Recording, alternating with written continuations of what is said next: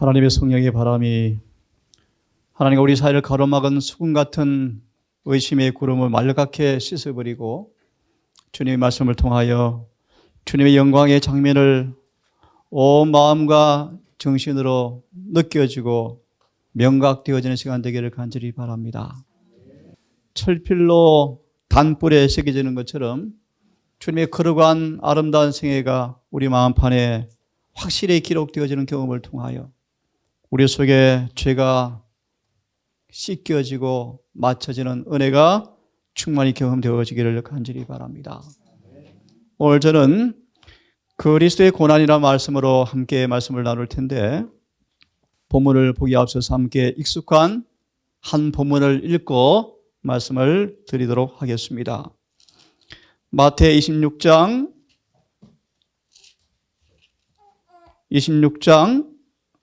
36절 46절에 인용된 아름다운 증언의 말씀을 제가 좀 읽고 말씀을 드리도록 하겠습니다. 마태 26장 36절 46절의 주석에 잘 아시는 본문의 말씀 제가 읽습니다. 에덴 동산과 겟세마네 동산이란 말씀이죠. 제가 좀 읽습니다. 불순종의 동산 에덴과 순종의 동산 겟세마네가 우리 앞에 있다. 정말 의미심장한 말씀이에요. 우리 앞에 두 개의 동산이 있다. 불순종한 에덴 동산과 순종의 동산 겟세마네가 우리 앞에 있다. 에덴 동산의 불순종이 얼마나 값을 비싸게 치루었던 장난이었는가.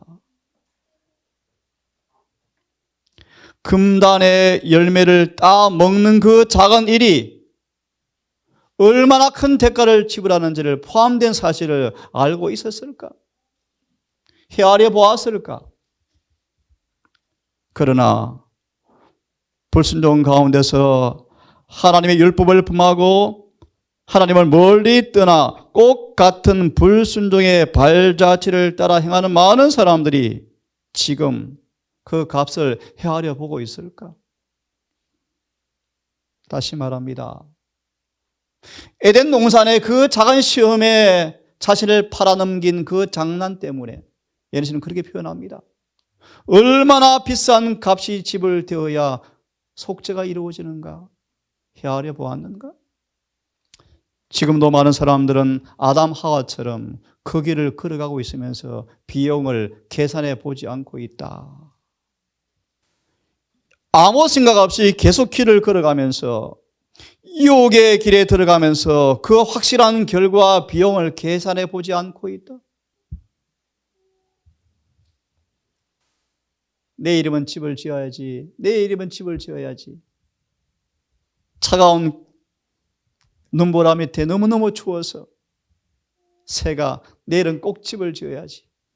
아침에 태양이 뜨고 날이 따뜻하지만 신나게 놀다가 또 밤 되면 또 집을 지어야지. 그런 새가 있답니다. 자, 계속 보겠습니다. 때때로 주의 사랑을 맛보고 은혜를 맛보면서 제가 좀 첨가했습니다.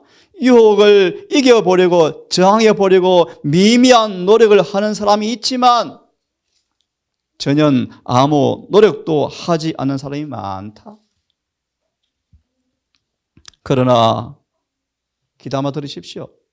두루마리가 펼쳐지고 하나님께서 그것을 살펴보실 때 이곳저곳에서 주님을 부인하고 또 다른 곳에서 주님께 욕을 돌리는 사실을 그때 그들은 보게 될 것인데요. 두루마리가 점점 많이 펼쳐짐에 따라서 그들은 하나님의 말씀을 먹지 않았고 그들의 행동은 주님의 살과 피를 먹지 않은 결과가 막 드러난다. 그때는 이미 늦었다. 다시 마무리합니다. 우리 앞에 두 개의 동산이 있음을 잊지 마십시오. 우리를 구원하기 위해 주님께서 얼마나 값비싼 비용을 지불하셨는지, 그 목적과 의미와 결과가 무엇인지 함께 보기를 원합니다. 예수께서 온 밤을 물 한 모금도 마시지 않았습니다. 쇠약해지고 피로하셨습니다. 온몸은 상처로 덮였습니다. 그분은 끌려 나와서 채찍에 맞으셨습니다. 사람들은 희롱합니다. 왕을 상징하는 옷을 입히고 얼굴에 침을 뱉고 뺨을 때리면서 꿇어 절하면서 당신 왕이 아닙니까?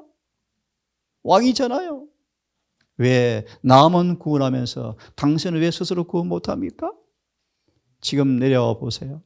그럼 우리가 당신을 믿겠습니다. 온갖 조롱으로. 어떤 악인은 예수의 손에 있는 왕을 상징한 희롱의 상징이었던 갈대를 빼앗아서 가시로 만든 멸관에 예수의 머리를 치니까 가시가 더 찔려 들어가서 얼굴이 피로 범벅이 되어집니다. 하늘은 놀랍니다. 경천동지죠. 태양은 빛을 잃어버리고 마치 천년계는 우는 것처럼 보였지만 사람들은 야비하고 저주하고 조롱하고 너 사생자잖아 라고 놀리고 초라한 인생, 비평, 욕설, 농담, 모독이 예수의 귀에 터져 들어갑니다. 가장 잔인한 고문을 통하여 예수를 계속 사단에 시험합니다. 저는 말씀하시기를 그 잔인한 그의 고문은 인간 이하의 모습으로 악마와 같은 모습으로 예수를 핍박을 했습니다. 예수의 인내와 온유는 정말 놀라웠습니다. 그는 철저하게 낮아지셨습니다. 놀라운 말씀이요. 우리를 높이기 위해서 그분이 낮아지고 계셨습니다. 상처받은 관자놀이와 고문의 핏방울이 얼굴과 수염으로 흘러내렸습니다. 이것은 장차 부활하셔서 하늘에서 우리를 위해서 대제사장으로 기름 부음을 보여준 상징이었다. 무슨 말입니까, 여러분? 엄청난 고난의 비용을 지불한 다음 그분은 우리를 구원하기 위해서 변호사로 취직하셨다 그런 뜻입니다, 여러분. 그냥 시험 잘 봐 취직한 게 아니에요, 여러분. 엄청난 값을 지불하시고 우리를 구원하기 위해서 하늘의 중보자로 등극하셨다. 그것을 보여주고 있었다 그런 뜻입니다, 여러분. 온갖 모욕이 인간의 입술에서 흘러나옵니다. 예수님은 한 번도 분노의 감정을 드러내지 않자 마귀는 성질이 나가지고 미쳐 날뛰었대요. 예수님은 비록 우리와 같은 죄 있는 육신을 쓰고 오셨을지라도 그분은 성스러운 참을성을 유지하시면서 한순간도 마귀에게 자신의 마음과 생각을 바치지 않았다. 아버지께 충성을 다하였다. 그런 뜻입니다. 조롱거리의 옷을 입으시고 가시 멸관을 쓰시고 허리는 벗겨지고 옷은 다 발가 벗겨지고 등은 흉측스러운 매자각으로 피가 흐르고 있었다. 얼굴은 피로 물들었고 고민과 피로 흔적이 역력하였지만 예수님은 묘사합니다. 지금처럼 아름다운 장면이 없었다. 참 왜요? 우리를 구원하기 위한 그분의 비용을 지불하시는 모습입니다, 여러분. 그 장면을 이렇게 또 묘사합니다. 예수의 모습은 평온과 인내심과 부드러운 동정이 잔인한 폭도들 앞에 그렇게 비춰졌다. 여러분, 이런 의를 삼하기를 바랍니다. 이 의를 입으시기를 바랍니다. 예수의 영광이 우리에게 성령을 통해서 전가되어지기를 바랍니다. 그의 태도에는 비겁한 약점이 없었고 오히려 오래 참는 힘과 위엄이 서며 있었다. 그의 곁에 있는 두 강도와는 현저한 대조를 이루었다. 예수님의 고난의 장면이요. 그분은 십자가에 달리셨습니다. 살은 찢겨졌습니다. 손은 못에 박혔습니다. 발은 기둥에 박혔습니다. 머리는 가시관을 쓰시고 손과 발에는 피가 흘러내렸고 온몸은 고통으로 그의 마음은 엄청난 고민으로 그분은 고통을 겪고 계셨습니다. 그분이 이렇게 우리에게 말씀하신답니다. 하나님 아들이 이같이 죄악의 짐을 지신 까닭은 다 그들을 위함이다. 하늘의 문을 여시고 사마의 권세를 깨뜨리시고 하늘을 열어놓으셨습니다. 성난 파도를 잔잔케 하신 그분께서, 파도 위를 걸은 그분께서, 질병을 내어쫓은 그분께서, 소경의 눈을 뜨게 하신 그분께서 한 마리 아무런 힘없는 양처럼 스스로를 제물로 십자가 위에 내어주셨습니다. 그 까닭은 하나님의 공의를 대신 지시고 진노를 대신 지시고 그들을 위해서 죄 자체가 되기 위해서 그렇게 하셨다. 오늘 하나하나 함께 살펴보겠습니다. 예수의 사명은 오직 고난을 통하여서만 성취될 수가 있었다. 그래서 예수님을 셋째 시험으로, 가장 매력적인 시험으로 예수를 광야에서 유혹하였죠. 예수님은 당신 앞에 있는 고난을 내다보시고 몸이 움츠려드셨대요. 피하고 싶었대요. 슬픔, 고난, 투쟁, 수치. 온 세상이 죄를 짊어지시면서 하늘 아버지께로부터 끊겨지는 고통을 감내할 고통이 내다 보일 때 예수님도 물러서서 두려웠대요. 하지만 증언은 말하기를 그분의 고난은 오직 고난을 통해서만 인간의 구원이 성취될 수가 있었다. 증언에 이렇게 말씀되어 있습니다. 왜 예수께서 인생을 취하셨는지, 왜 그분께서 고난당하셨는지, 왜 우리를 위해서 죄가 되시고 의가 되셔야 됐는지 자신에게 진지하게 한번 물어보아라. 왜 예수께서 인간의 본성을 가지고 지금 성천에서 중보하시는지, 이것이 오늘 우리에게 뭘 의미하는지를 연구해 보아라. 곧 예수께서 대제사장의 복을 벗으시고 복수의 옷을 입고 나오시는 순간 더 이상 자비로우신 대제사장은 하늘에 안 계실 것입니다. 오늘 그분의 고난을 이 시간 목적과 의미와 결과를 함께 보면서 우리 모두에게 이 은혜가 임하기를 다시 한번 소망합니다. 왜 고난 당하셨는가? 예수께서 육체의 고난을 왜 당하셨는가? 타락한 동일한 죄 있는 육체로 오셔서 인간의 육체로 당하는 모든 시험을 왜 당하셨는가? 너희는 그때 고난 당하시면서 겪었던 그 예수의 마음을 너희도 같이 품어보아라. 그분이 고난 당하는 까닭은 죄를 그쳤는데,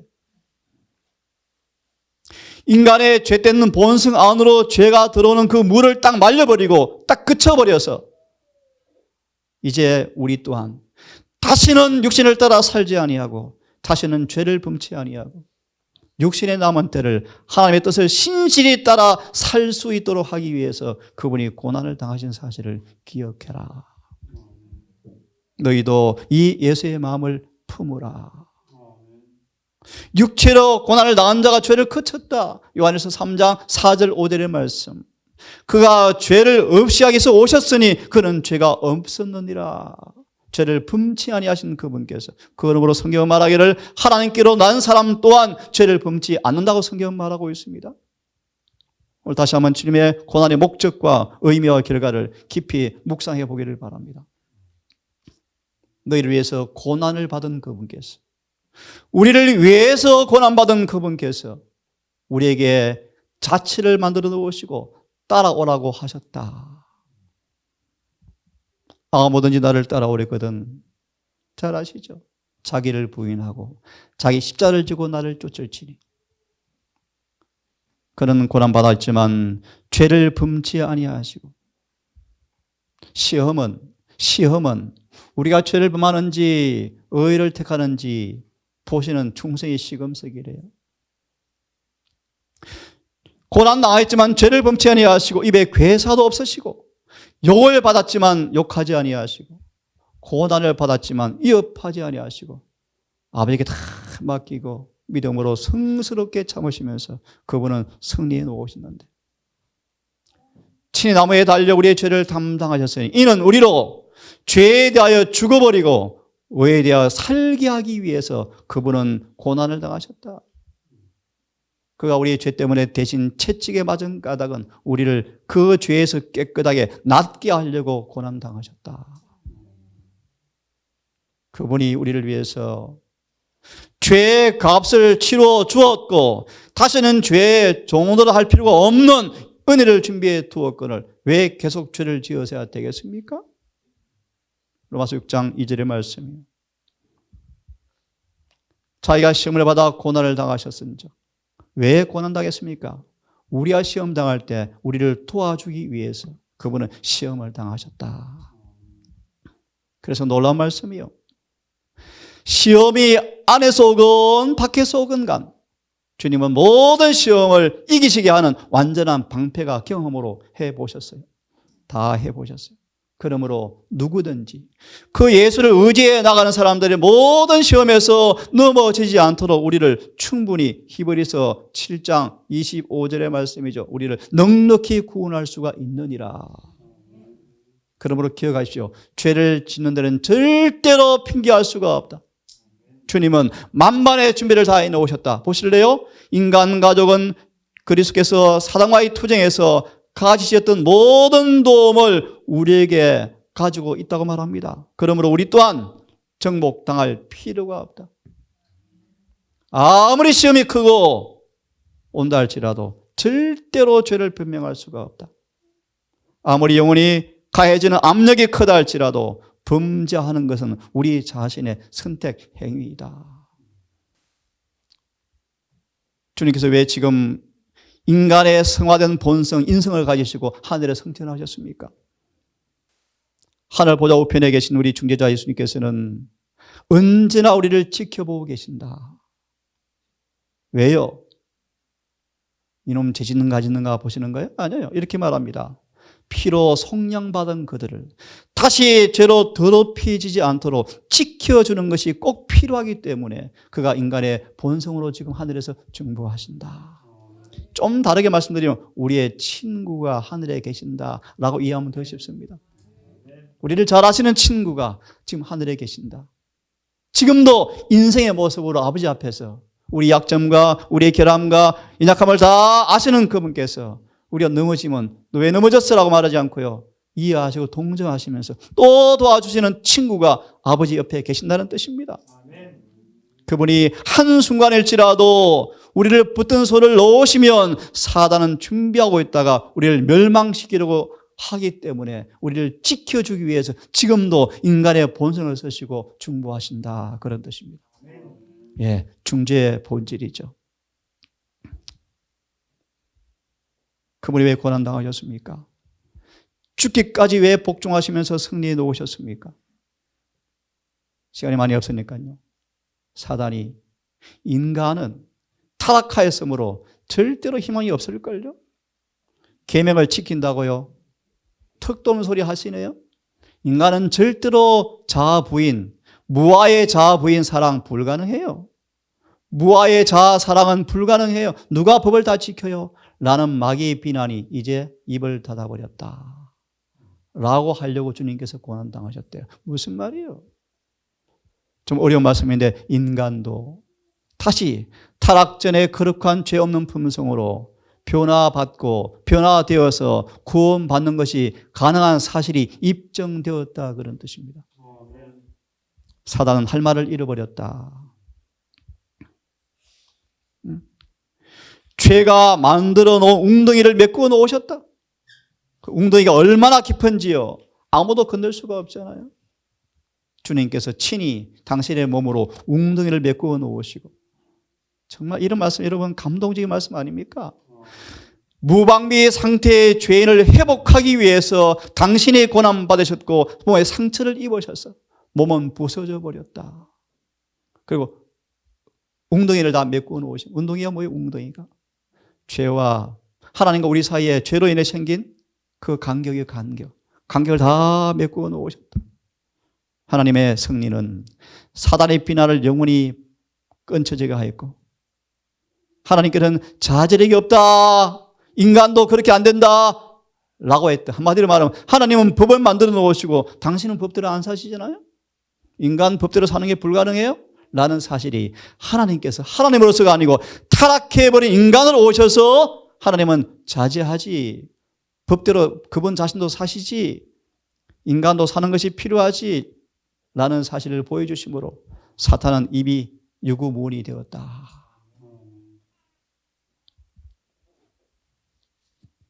참 멋진 이 법률 용어요. 왜 고난당하셨는가? 예수님은 우리의 대리인과 보증인으로 영원 전부터 계획되어 있었다. 인간이 범죄해서 죄의 빚을 져서 채무를 갚을 능력이 없어 파산되어서 영원히 둘째 사망을 당할 인간을 위해서 영원 전부터 이미 담보를 주님께서 준비해 놓고 담보. 여러분 참 그런 부모를 만나는 것도 복이지만 여러분, 그렇죠? 하나님께서 고아가 되어버린 우리를 위해서 친아버지보다 더 큰 아버지가 되셔서 이미 우리 범죄할 걸 내다보시고 돈을 많이 은행에 저장해 놓으셔서 범죄하자마자 딱 아버지께 돈을 지불하시면서 하나님 구원해 주세요. 네? 참 멋진 모습이에요, 여러분. 예수님은 우리의 대리인과 보증인으로 영원 전부터 설정되셨다. 인간의 대리자로 담보가 되려면 인성을 가져야만 하였다. 왜요? 하나님의 대사로서 거룩한 품성을 가지고 세상에 하나님을 나타내기 위하여 무한하신 분과 연결을 가지기 위해서 그분은 인간으로 오셔서 인간을 대신해서 대리인, 대사가 되셔서 아버지 앞에 대신에 서셨어요. 여러분 함께 한번 읽어보겠습니다. 의미를 좀 깊이 묵상하기 위해서 시작. 주님께서는 인류를 위한 담보물이었고 하나님의 대사였는데 인류를 위한 담보물이라 한 것은 당신의 의로서 이를 대신하여 율법의 요구를 만족시켰다는 뜻이며 그 다음요. 하나님의 대사라고 한 것은 타락한 인류에게 하나님의 품성을 나타내기 위하여 하나님의 대리자가 되셨다는 뜻이다. 정말 멋진 표현이죠. 우리 예수께서는 성문 밖에서 하늘을 등지고 이 땅에 오셔서 성문 밖에서 고난을 외롭게 당하시면서 그분은 한 번도 범죄하지 않은 삶을 사시면서 희생제물, 완전한 제물이 만들어지셨다. 그 제물을 십자가에서 드리심으로 우리의 죄를 위한 값이 다 지불되었다. 이 번역이 조금 잘못되었어요. 속죄가 이루어진 것이다 라고 번역하면 좀 안 돼요. 한 완전한 속죄가 인간을 위해서 이제 만들어졌다. 이렇게 번역해야 돼요. 이렇게 하기 정확한 번역이에요. 속죄가 이루어진 게 아니에요. 한 완전한 속죄가 인간의 죄들을 위해서 이제 was made, 만들어졌다. 속죄의 조건이 충족되었다. 이렇게 번역해야 맞습니다. 우리의 죄값을 위해서 그분께서 완전한 희생제물로 30년간 준비해 놓으셔서 이제 값을 딱 지불하심으로 누구든지 속죄를 받을 준비가 다 이루어졌다. 그런 뜻입니다. 인간의 영원한 복리를 확보하기 위하여 당신은 고난이 필요했고 우리 부모가 그러잖아요. 네? 열심히 해서 자녀한테 물려주잖아요. 하나님께서 그러셨대요. 이 사실을 깨닫게 되어질 때 우리의 심령은 감동된다. 주님은 우리를 위해서 공의의 요구를 만족시키셨고 율법에 고결성한 그 신성일치하는 방법으로 우리의 완전한 구원을 성취하시겠다고 약조하셨다. 주님의 고난의 목적과 의미와 결과를 이 시간 다시 한번 깊이 묵상해 보면 좋겠습니다. 왜 고난당하셨는가? 주님은 왜 고난당하셨는가? 죄의 값의 채무를 갚기 위해서 고난당하셨다. 그분의 고난을 통하여 인간이 범한 죄의 값에 대한 채무를 친히 갚으시고 계셨다. 시련과 고난은 그 채무가 얼마나 큰지를 느낄 수 있게 하고 인간으로 하여금 이런 놀라운 채무를 갚아주었구나 라고 회개하게 하여 순종하게 하여 순종을 통해서 그분의 간합하심 받기 위해서 그분은 고난을 당하셨다.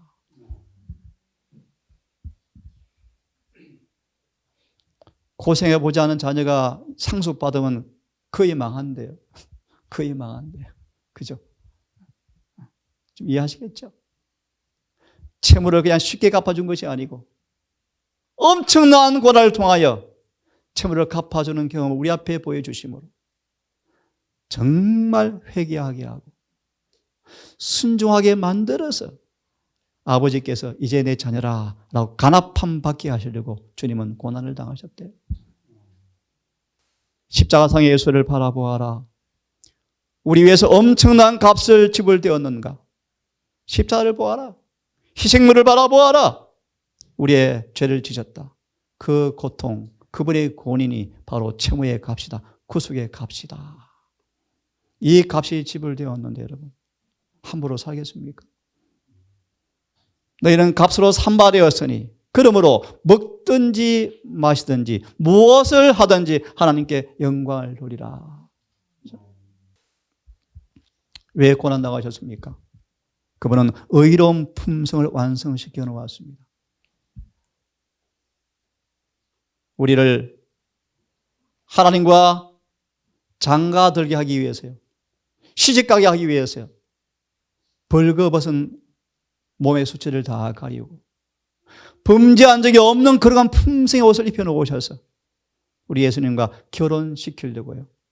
아버지께서 예수를 이 땅에 보내셔서 30년 동안 의로운 품성을 완성시켜 놓았습니다. 어떻게 해요? 고난을 통해서 다 완성시켜 놓았어요. 왜 고난당하셨습니까? 인간의 구원만 걸린 문제가 아니었습니다. 온 우주 앞에 하나님의 율법이 변경될 수 없다는 사실이, 그분의 품성이 영원한 사실을 옹호하기 위해서 예수께서 고난당하셨습니다. 거듭 말합니다. 인간의 구원만 걸린 문제가 아니에요. 온 우주 앞에 하나님의 품성을 다시 한번 재입증하여 다시는 우주에 죄가 들어오지 못하도록 하기 위해서 예수께서 친히 이 땅에 오셔서 고난을 당하셨습니다. 예수님 고난당한 장면을 보십시오. 아버지 할만하시면 이 고난 피해가면 안 되겠습니까? 너무너무 무서워요. 하지만 이 고백 앞에 온 하늘은요 침묵해버렸대요. 나의 원대로 마옵시고 아버지의 원대로 하옵소서 라고 굴복하자 계시록 8장 2절 3절 온 하늘이 조용하게 침묵했대요. 그 장면을 바라보고 히브리 1장 끝절의 말씀, 천사들이 앞을 다투어서 우리의 동료 때문에 죄가 시작되었고 저 지구성을 죄로 타락시킨 장본인도 우리 친구들이었는데 이제 그런 인간을 위해서 천사들이 종이 되겠습니다 라고 자처했어요. 심부름꾼이 여러분 엄청 많습니다. 천사들을 만나기를 바랍니다. 늘 천사들이 우리의 주위에 있다는 사실을 믿음으로 바라보시면서 자, 조금 마무리하겠습니다. 화이트벨이 이렇게 간증하셨습니다. 최근에 잠이 깨어서 예수께서 고난당하는 장면을 계시로 보았습니다. 희생들, 악한 자의 손에 받는 그분의 조롱과 비웃음들, 겟세마네 동산의 고민들, 배반당하는 것들, 십자가의 죽음이 생생하게 다시 계시가 되었습니다. 예수의 손에 이 구속의 잔이 떨리는 걸 보게 되었고 고민에 토로하시는 걸 바라보면서 이마에 큰 핏방울이 떨어지는 것을 계시로 바라보면서 온 어둠이 예수를 영혼을 압시하기 위해 분시하려고 막 몰려듭니다. 유혹하고 시험하죠. 여러분 이렇게 마무리합니다. 우리의 불멸의 생명을 얻을 품성을 이룰 수 있도록 내가 값을 치루었다 라고 말하는 경험을 이해하는 사람들이 얼마나 적을까? 얼마나 적는가? 조그만 시험에 자신을 팔아넘기잖아요. 자존심에, 그 얄팍한 이기심에, 성질머리에 얼마나 주님의 고난을 묵사발 만듭니까, 여러분?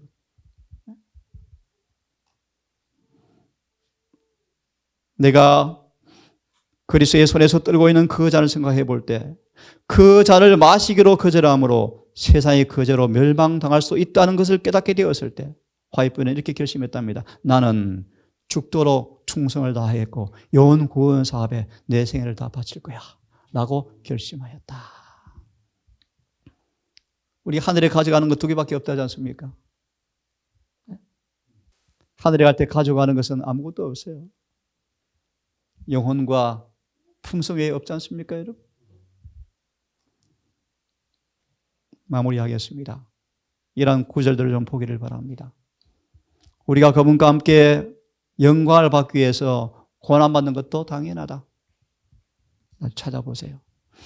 내가 그분의 부활의 권능과 고난의 참여함을 알게 하려 하여 그의 죽으심을 본받아 어찌하든지 죽은 자 가운데서 부활에 이르려고 내가 노력하노니.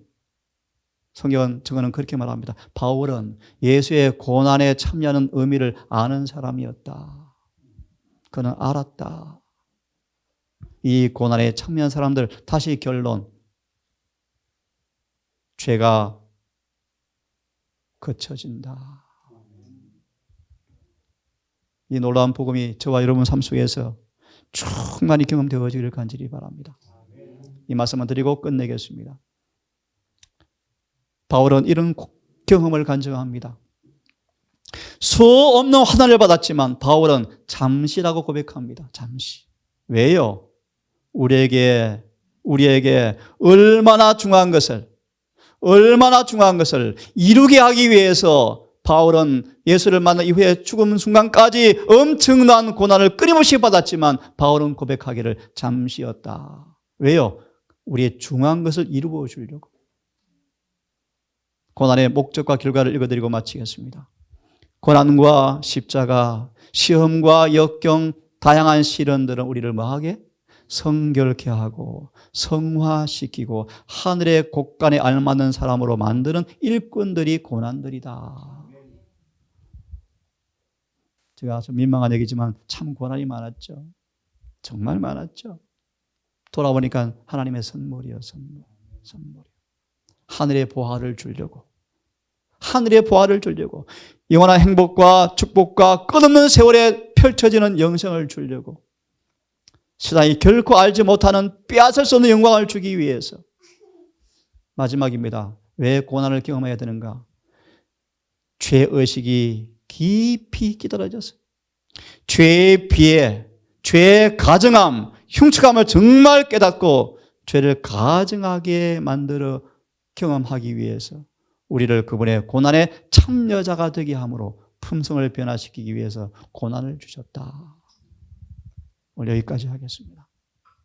이 안식일 다시 한번 주님의 고난의 사랑의 그 선물을 믿음으로 바라보시면서 여러분 삶 속에 그분의 고난을 통한 목적과 의미가 이해되어지고 경험되어지는 은혜로서운 안식일 되기를 간절히 바라면서 말씀을 마치겠습니다. 아버지, 이렇게 우리를 사랑하셨습니까? 하지만 우리의 수많은 배역과 반역과 불충성이 머리털보다 많은 우리의 죄를 주여 용서해 주시옵소서. 이제는 우리가 바울처럼 주의 고난의 기쁨의 동참자가 되게 하는 의미를 깨닫고 중요한 것이 이루어지는 놀라운 경험을 통하여 아버지께 영광 돌리게 해 주시옵소서. 동사 모든 가족들, 이 몸된 남은 교회를 기억하셔서 개인 영혼 성소 안으로 교회로 흘러들어오는 모든 찢기 같은 죄가 말라져 버리고 의롭게 되어지고 거룩하게 되어진 은혜가 교회마다 충만하게 이루어지게 하셔서 속히 복음이 증거되게 하시고 더 이상 죄 많은 땅 머물지 않게 하시며 사망의 통고히 그치게 하시고 질병이 멈추게 하시는 주님의 재림의 그날이 속히 올 수 있도록 긍휼을 베풀어 주시옵소서. 우리를 사랑하시는 예수님 이름으로 간절히 기도드리옵나이다.